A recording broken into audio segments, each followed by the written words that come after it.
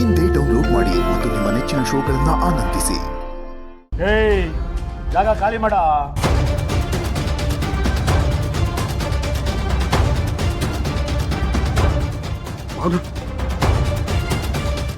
ಏನ್ ಭಾವನ, ಇವಾಗ ಮನುಷ್ಯರ ರಾಕ್ಷಸರ ನೀನ್ ಹೇಗಿದೆ ಇಲ್ಲಿ?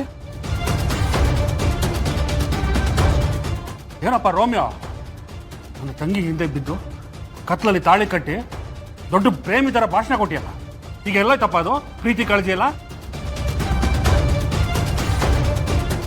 ಹಾಗೆ ನೋಡಿದ್ರೆ ನೀನು ಇವಳು ಪರವಾಗಿ ಮಾತಾಡಬೇಕು. ಅವತ್ತು ಸಮಾವೇಶದಲ್ಲಿ ದೊಡ್ಡದಾಗಿ ಭಾಷಣ ಮಾಡಿ ನನ್ನ ತಂಗಿನ ಕರ್ಕೊಂಬಂದು ಈಗ ಹಿಂಸೆ ಕೊಡ್ತಾ ಇದ್ದೀರಾ. ನನ್ನ ತಂಗಿಗೆ ಯಾರೂ ಇಲ್ಲ ಅಂತ ಅಂದ್ಕೊಂಡ್ರಾ? ನಮ್ಮ ಅಪ್ಪ ಅವನ ಬಗ್ಗೆ ಕೀಳಾಗಿ ಮಾತಾಡ್ತೀರಾ ನೀವು? ಭಾವನಾ, ಯಾರಿಲ್ಲದೆ ಇದ್ರು ನಾನು ನಿನ್ನ ಜೊತೆಗಿದ್ದೀನಿ. ನಿನ್ನ ಸಾಯೋವರೆಗೂ ಕೂರ್ಸಿ ಅನ್ನ ಹಾಕ್ತೀನಿ.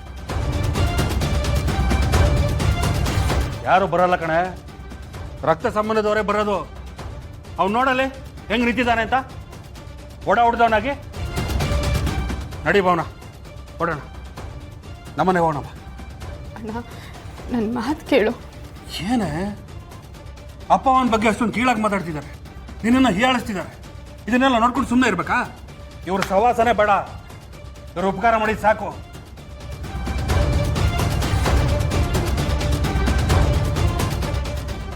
ಹೀಗೆ ಇದ್ರೆ ನಮ್ಮನ್ನು ನಾವು ಏನೋ ಮಾಡ್ಕೊಂಡು ಸತ್ತೋಗ್ಬಿಡ್ಬೇಕು, ಹಂಗೆ ಮಾಡ್ಬಿಡ್ತಾರೆ. ಬಾ ಹೋಗೋಣ, ನಡಿ.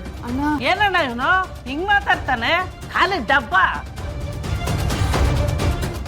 ನಾವೇನೋ ಮಾತಾಡಿ ಒಂದ್ಗೂಡ್ಸೋಣ ಅಂದ್ರೆ ಆ ವಯ್ಯಂಗೇನದ ಅಷ್ಟೊಂದು ಅಹಂಕಾರ? ಹಿರಿಯಕ್ಕನ ಚಾಳಿ ಮನೆ ಮಂದಿಗೆಲ್ಲ ಅನ್ನೋಂಗಾಯ್ತು. ಎತ್ತವರು ಹೆಣ್ಮಕ್ಳಿಗೆ ಒಳ್ಳೆ ಬುದ್ಧಿ ಕಲಿಸಿಲ್ಲ ಅಂದ್ರೆ ಹೀಗೆ ಆಗೋದು. ತಾಯಿಯಂತೆ ಮಗಳು, ನೂಲ್ನಂತೆ ಸೀರೆ. ಈ ಮಾತು ಅವಳಕ್ಕೆ ಕರೆಕ್ಟ್ ಆಗಿದೆ. ಯಾಕೆ ಯಾವಾಗಲೂ ನಮ್ಮ ಅಪ್ಪ ಅಮ್ಮನ ಬಗ್ಗೆ ಹೀಗೆಲ್ಲ ಮಾತಾಡ್ತಿದ್ದೀರಾ? ಅವ್ರು ಏನು ತಪ್ಪು ಮಾಡಿದ್ದಾರೆ ಅಂತ? ಅವ್ರು ಏನು ತಪ್ಪು ಮಾಡಿಲ್ಲ ಅಂದಮೇಲೆ ಅವ್ರು ಯಾಕೆ ಇಲ್ಲಿಗೆ ಬಂದು ನೀವು ಹೇಳೋದನ್ನೆಲ್ಲ ಕೇಳಿಸ್ಕೊಂಡು ಅನ್ನಿಸ್ಕೋಬೇಕು? ಸರಿ, ನನಗೆ ಅರ್ಥ ಆಯಿತು. ನಾನು ಈ ಮನೆಯಲ್ಲಿರೋದು ನಿಮ್ಗೆ ಯಾರಿಗೂ ಇಷ್ಟ ಇಲ್ಲ.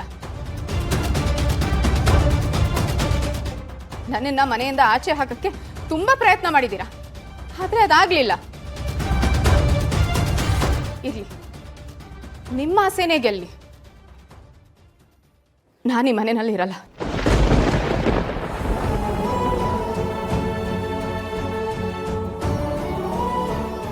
ಅಣ್ಣ, ಬಾ ಹೋಗೋಣ.